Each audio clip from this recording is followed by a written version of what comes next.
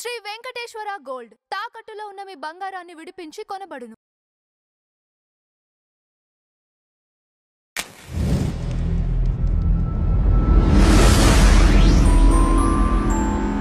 Justice Gavai పైన lawyer shoe విసర్పం సంచలనాత్మకమైంది. ఈ incident తో అంటే ఈ ఇన్సిడెంట్ అసలు ఎలా చూస్తారు మీరు? నాకు ఒక జత పోయింది, అందుకని నేను బాధపడట్లేదు అన్నాడు. నేను బాధపడుతున్నాను అంటున్నాను. ఎందుకు బాధపడుతున్నా అంటే ఇంకా బోల్డ్ అని షూస్ ఉన్నాయి ప్రపంచంలో, దేశంలో. విషయం ఏంటంటే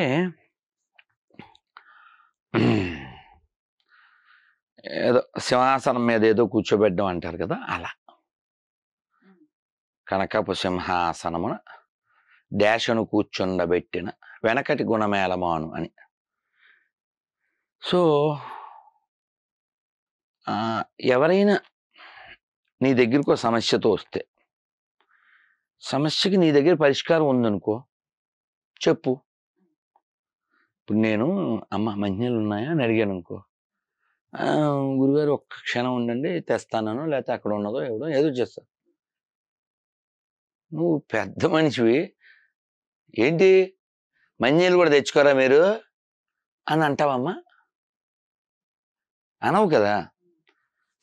నువ్వు పెద్ద మనిషివి కదా, నీకు 73 ఏళ్ళు ఎంతో కదా, నీకు పెద్ద పొజిషన్లో ఉన్నావు కదా. నిన్ను ఎవరో సమస్య కోసం అప్రోచ్ అయ్యారు, ఏమన్నా ఆ విభాగం వాళ్ళని అడగండి, వాళ్ళకి మేము ఆదేశిస్తాము, లేకపోతే వాళ్ళు చూస్తారు, ఇది మా పరిధి కాదు, ఏవో చెప్పాలి. బీయింగే పేరే, మన పేరే అది కదా, మనం ఉన్నది దానికి కదా. నేను మంచినీళ్ళు అడిగితే మంచినీళ్ళు కూడా తెచ్చుకోకపోతే నువ్వేం స్వామి అని నువ్వు మాట్లాడితే what kind of a gentlemen you are కదా. వెళ్ళి మహావిష్ణువే ప్రార్థించుకో అన్నప్పుడు నువ్వెందుకు ఇంకా అసలు ఆ సభ అది వేస్ట్ కదా. ఇదంతా కారణం ఏంటి అని అడిగితే లోపల ప్రోగు చేయబడినటువంటి విషం, ఆ విషం ఎక్కించినటువంటి భావజాలం, ఆ వెనకాల ఉన్నటువంటి వ్యవస్థలు, అవి ముందు ఎక్కిన ఆ విషం, ఇది వచ్చిన పొజిషన్, దానివల్ల జస్ట్ వామిటింగ్ ఇది అంతే. ఇప్పుడు ఈ కిషోర్ గారిని మనం మెచ్చుకోవడం అనేది పెద్ద విషయం కాదు, కానీ ఒక కిషోర్ సరిపోడుగా, ఒక కిషోర్ సరిపోడు కదా, ఎంతోమంది యువ కిషోరాలు రావాలి. ఇప్పుడు మా వాడు ఇందాక నేను రెడీ అయ్యేటప్పుడు చెప్పాడు, గురూజీ 4 ఏళ్ల అమ్మాయిని రేప్ చేసి చంపేస్తే, 4 years బేబీని రేప్ చేసి చంపేస్తే వాడు క్షమాభిక్ష పెట్టాడంట. మరి నాకు తెలియదు, ఇంకా మనం ఏం మాట్లాడతాం, సైకోస్. అలాగే చాలా బాధాకర విషయం, ఒక లాయరు కొన్నాళ్ళ క్రితం నేను కరీంనగర్ వెళ్తే బాధపడ్డాడు. చాలా ఏళ్ల క్రితం పోలీసులు, రైడింగ్స్ అనే పదాలు వినేవాళ్ళం, కోర్టులు వచ్చిన తర్వాత అవి లేకుండా పోయినాయి, ఓయో రూమ్స్ అన్నీ ఫుల్గా ఉన్నా, అసలు ఖాళీ లేకున్నాను. అంటే ఎంత దరిద్రమైనటువంటి స్థితిలో న్యాయ సభలు, చట్టసభలు ఉన్నాయంటే, వాడెవడో సార్ ఈ బేబీ నాకు పుట్టలేదు, అతని భార్య ఎవరితోనో ఏదో చేస్తే పుట్టింది, నాకు సంబంధం లేదు అంటే, మరి వాడు ఆ తీర్పు ఇచ్చినోడు మరి వాడి ఇంట్లో సిచ్యువేషను ఇతని మీద రుద్ది, ఇప్పుడు నీ భార్య నీతో ఆ పిల్లని కనకపోయినా సరే నువ్వే దాని మౌడు కాబట్టి దాన్ని పోషించాలి. వీడు కాపలా కుక్క, వీడు వాడయి ఉండొచ్చు ఆ తీర్పు ఇచ్చినాడు. సో ఇలాంటి నపుంసకులు, ఇలాంటి లో ప్రొఫైల్ గాళ్ళు, ఈ దేశం పట్ల ఏమాత్రం భక్తి లేని వాళ్ళు అలాంటి పొజిషన్లో ఉండడం ఎంత ప్రమాదం. ఇంకో జోక్ ఏంటంటే, హైయెస్ట్ జోకు, మళ్ళీ కులం కార్డు వాడడం. కుల మతాలకు అతీతంగా జీవించండ్రా అని చెప్పాల్సిన పెద్ద పొజిషన్లో ఉన్నోళ్ళు కులం కార్డు వాడడం. ఈ కిషోర్ గారు అన్నారు, మరి అప్పుడు నేనెవరు? సరే, అటువైపు కులం కార్డు వాడారు, అప్పుడు నేనెవరు? ఇప్పుడు నేను విష్ణుని పూజించే దళితుణ్ణి. ముందు దళితుడు అవడానికంటే ముందు నేను ఎవరిని? సనాతని. అతను కూడా సనాతని. కాబట్టి ఎక్కడ వాళ్ళకి ధర్మము న్యాయము లేదో అక్కడ కవర్ చేయడానికి కులం కార్డు వాడడం. ఇప్పుడు చెప్పి ఇసిరినవాడు ఆ చెప్పు దెబ్బ తిన్నవాడు ఇద్దరు ఒక వర్గమే.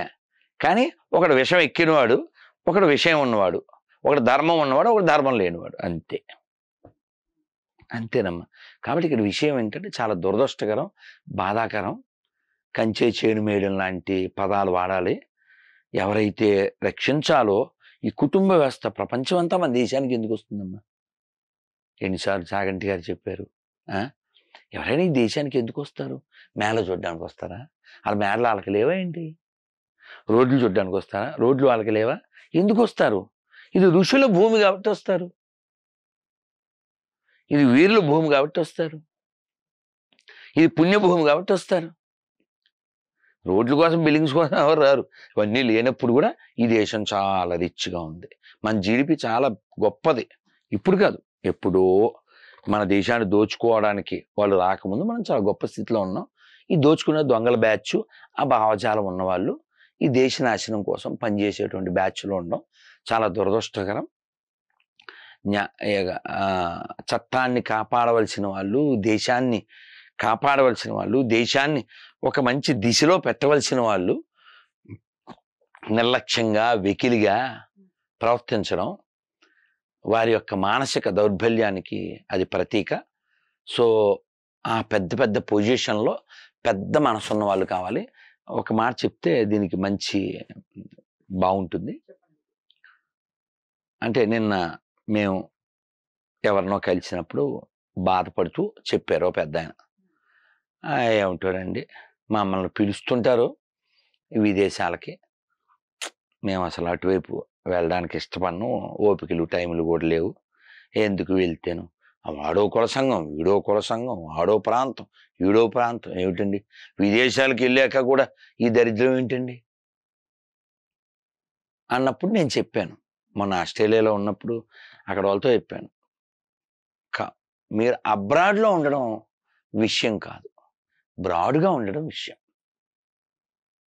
If you are not broad, what is the use you are in abroad?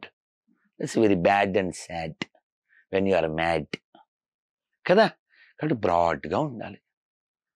మనం కొన్ని రాష్ట్రీయ స్వయం సేవక సంఘ గీతులు ఉంటాయి, కొన్ని పాటలు అందులో చెప్తుంటాం. మన రాబోయే సాంగ్ అది రిలీజ్ అవుద్ది కొద్ది రోజుల్లో. దాంట్లో మాట ఏంటంటే,